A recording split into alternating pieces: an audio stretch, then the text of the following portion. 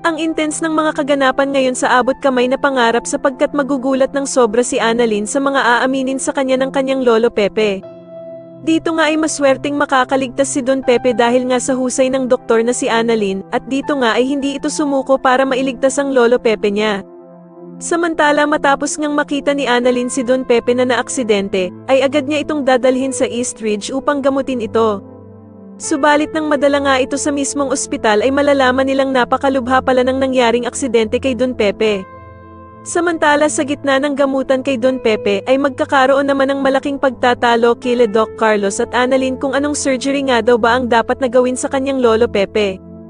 Dito nga ay magmamatigas si Annalyn sa gusto niyang dapat gawin kay Don Pepe dahil sa hindi na nga daw siya makakapayag na maulit ang nangyari sa ninong Cromwell niya at gagawin niya nga daw ang lahat para maligtas ang kanyang lolo Pepe.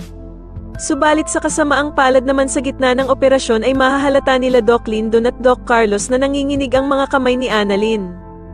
Kaya naman ay agad siyang tatanungin ni Doc Lyndon kung kaya pa nga ba daw nitong ituloy ang pag-oopera niya sa kanyang lolo Pepe. Ngunit matapang nasasagutin naman siya ni Annalyn na kaya niya nga daw na ipagpatuloy ang pag-oopera niya sa lolo niya at dagdag pa nga niya na hindi siya makakapayag na hindi niya ito maligtas.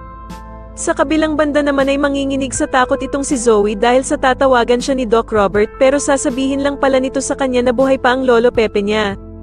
Kaya naman ay sobrang magpapanik ang mag-inang Zoe at Moira dahil sa nalaman nga nilang buhay pa pala ang tinulak niya sa bangin na si Don Pepe.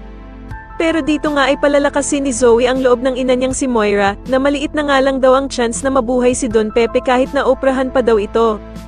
Samantala ay pupunta naman sa East Ridge sila Zoe at Moira para mag-obserba kay Don Pepe at dito nga ay magpapanggap sila ng mga inosente.